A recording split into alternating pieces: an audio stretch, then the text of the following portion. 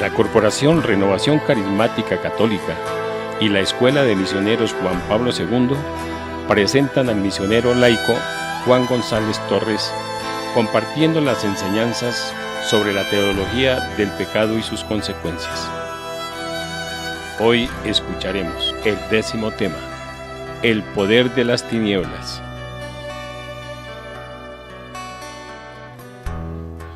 Queridos hermanos y hermanas, fraternal saludo.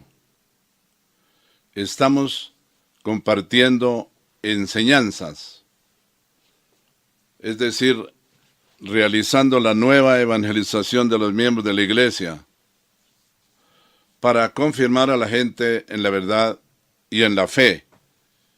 Durante estos días hemos estado hablando y compartiendo estas enseñanzas sobre la acción del maligno ayer y hoy, sobre el poder de las tinieblas. El cardenal Joseph Ratzinger, en el prefacio del libro del cardenal Sweeney, Renovación y Poder de las Tinieblas, hace este comentario acerca de la acción del maligno. Pero allí donde el Espíritu de Dios se hace más cercano, se ve más aparecer, por contraste, una acción más aguda con respecto a lo que se le opone. 1 Tesalonicenses 18, 2 Tesalonicenses 3, 8 a 9. Chesterton lo señalaba ya en una frase conocida: un santo es el que sabe que es pecador. Y continué diciendo el cardenal Ratzinger cuando era prefecto de la Sagrada Congregación para la Doctrina y la Fe, quien fue su santidad Benedicto XVI, y dice: mientras una teología racionalista y reduccionista lleva al demonio, al mundo de los malos espíritus, a no ser más que una etiqueta que recubre todo lo que amenaza al hombre en su objetividad, se ve surgir en el contexto de la renovación una nueva toma de conciencia concreta del poder del mal y de sus engaños que amenazan al hombre. Su Santidad Pablo VI, en la Conferencia Internacional de Renovación Carismática en Roma en 1975, nos decía que es el tiempo del Espíritu Santo. Dijo el Papa: pero cuando Dios está obrando por medio del Espíritu Santo, no está lejos el enemigo que siembra cizaña junto al buen grano. Por eso el Santo Padre, en su alocución, nos pedía discernir lo que viene de Dios y lo que no viene de Él.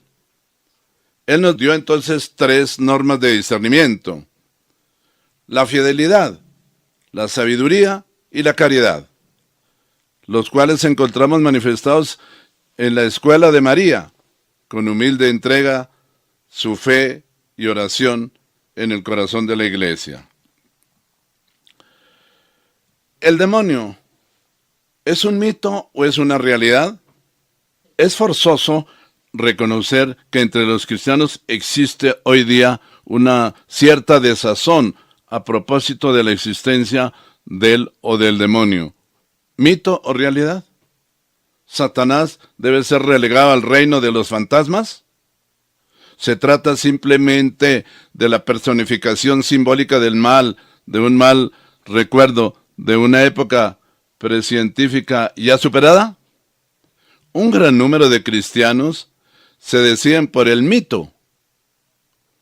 Los que aceptan la realidad se sienten cohibidos e incómodos para hablar del demonio, por temor a aparecer que se solidarizan con las representaciones de que le ha hecho objeto la fantasía popular y que desconocen los progresos de la ciencia. La catequesis, la predicación, la enseñanza teológica en las universidades y en los seminarios evitan generalmente este tema.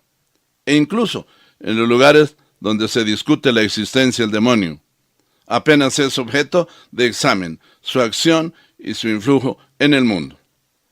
El demonio ha conseguido hacerse pasar por anacronismo. Es el colmo del éxito solapado, dice el cardenal Suines en el libro Poder, Renovación y Poder de las Tinieblas. Queridos hermanos y hermanas, el diablo es el enemigo oculto que siembra errores. Es el enemigo número 1. Es el tentador por excelencia. Sabemos por eso que este ser oscuro y perturbador existe verdaderamente y que con astucia traidora actúa. Es el enemigo oculto que siembra errores y desventuras en la historia humana. Recordemos la parábola evangélica de la absurdidad que siempre preside nuestras vicisitudes constantes. Iniquus homo hoc fecit, Mateo 13:28. Es, dice la Escritura, es el homicida desde el principio y padre de la mentira, como lo define Jesucristo en el Evangelio de San Juan, capítulo 8, verso 44. Jesús decía a algunos judíos que no habían creído en él, en el Mesías: el padre de ustedes es el diablo. Ustedes le pertenecen y tratan de hacer lo que él quiere. El diablo ha sido un asesino desde el principio. Nunca se ha basado en la verdad y nunca dice la verdad. Y cuando dice mentiras habla como lo que él es, porque es mentiroso y padre de la mentira. Pero como yo les digo la verdad, ¿ustedes no me creen?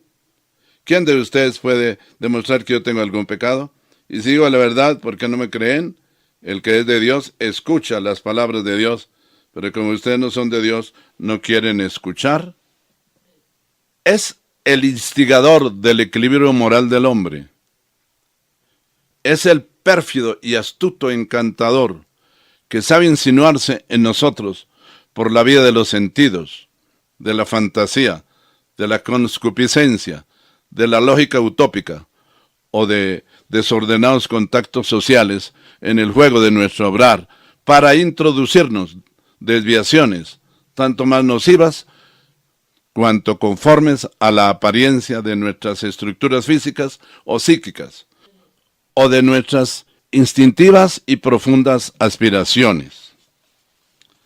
Queridos hermanos, el ritual romano habla de la secuencia de los apelativos con los cuales se apostrofa al demonio y dice: el demonio, el diablo, es el adversario de la fe. Claro que sí, adversario de la fe. Mientras que Jesucristo nos dice por boca de San Pablo que la fe viene del cielo como resultado de oír la palabra de Dios, que nuestra fe tiene que estar basada en la Sagrada Escritura. Y Jesucristo, hablando de la fe y de la verdad, en el Evangelio de San Lucas, capítulo 8, verso 11 al 12, dice: esto es lo que quiere decir la parábola. La semilla representa el mensaje de Dios, y la parte que cayó por el camino representa a los que oyen el mensaje. Pero viene el diablo y se lo quita del corazón para que no crean y se salven. De manera que el diablo quita la verdad y quita la fe cristiana, católica, del corazón de los hombres, para que no crean y se salven. Por eso es el adversario de la fe. Dice también el ritual romano: es enemigo del género humano. Es portador de muerte. Porque, como decía Jesucristo, el diablo ha sido asesino desde el principio. No solamente de llevar a los hombres a la muerte espiritual, al pecado mortal, sino también hay espíritus satánicos de asesinato. Es destructor de la vida. Mientras Jesucristo viene del cielo a la tierra y dice: yo he venido para que tengan vida, vida eterna, y la tengan en abundancia, Jesús viene a traernos la vida eterna. y Satanás viene a destruir la vida divina que hay en nosotros. Es ahuyentor de la justicia, dice el ritual romano. Es raíz de todos los males. Es fomentador de los vicios. Es seductor de los hombres. Es traidor de los pueblos. Es azusador de envidia. Es origen de avaricia.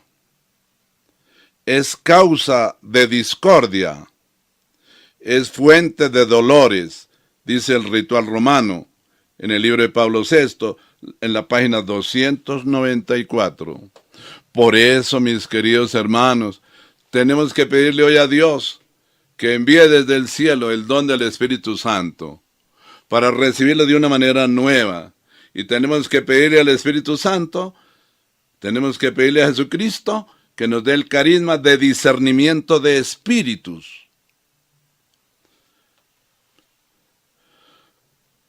Y entre los dones está el don de la sabiduría y del equilibrio, inspirado él mismo por el Espíritu y que responde a la invitación de San Pablo. No apaguéis el Espíritu, examinarlo todo, o sea, disciérnalo todo, conservar lo que es bueno. 1 Tesalonicenses 5:20. Al hacer un buen discernimiento sobre discernir los espíritus, no es el nosotros del grupo lo que cuenta, sino el gran nosotros de la iglesia de todos los tiempos. Solo Él puede dar el cuadro adecuado, necesario para conservar lo que es bueno y cómo discernir los espíritus. El misterio de la iniquidad se inserta así en la perspectiva cristiana fundamental, es decir, en la perspectiva de la resurrección de Jesucristo y de su victoria sobre el poder del mal.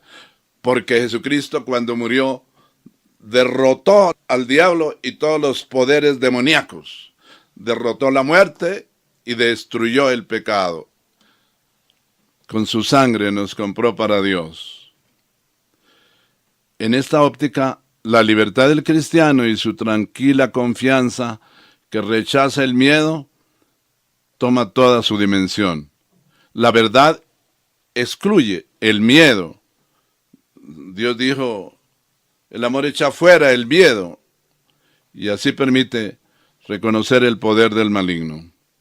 Su Santidad Pablo VI decía en noviembre de 1972, en su sermón, Padre nuestro, líbranos del mal.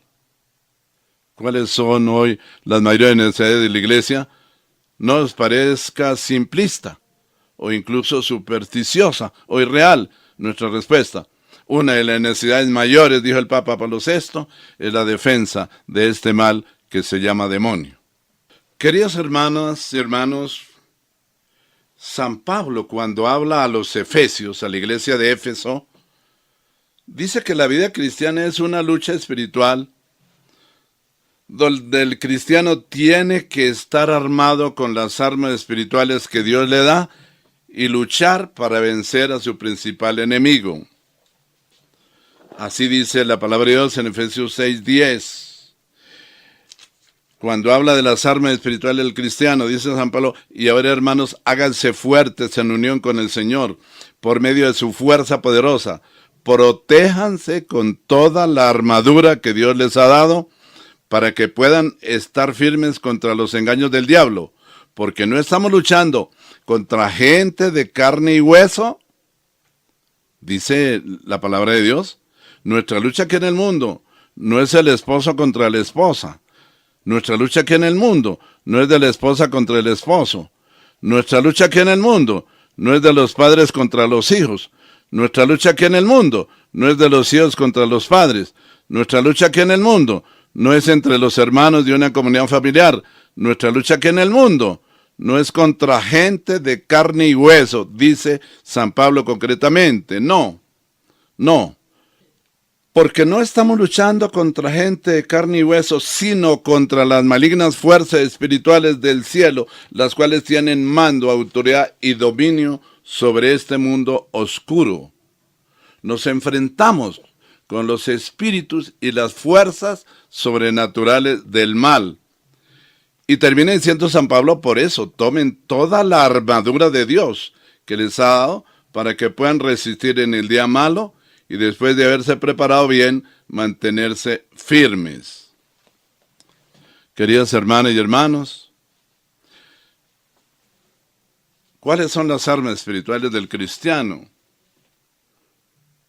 La oración en todas sus formas. Implorar a Jesucristo, sacerdote eterno. Implorar su sangre redentora para que nos proteja, nos guarde, nos selle con su sangre. Cubrir con su sangre redentora todos los miembros de nuestras comunidades familiares, parroquiales, diocesanas. Pedirle al Señor leer su palabra, como dice San Pablo, la palabra es la espada del Espíritu Santo. Leer su palabra, porque como dice San Ambrosio, a Dios hablamos cuando oramos, a Dios escuchamos cuando leemos su palabra. Centrar nuestra vida cristiana en los sacramentos, sobre todo el de la reconciliación.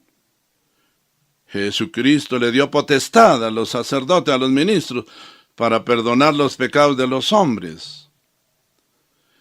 Tenemos que recibir ese sacramento de reconciliarnos con Dios y con nuestros hermanos.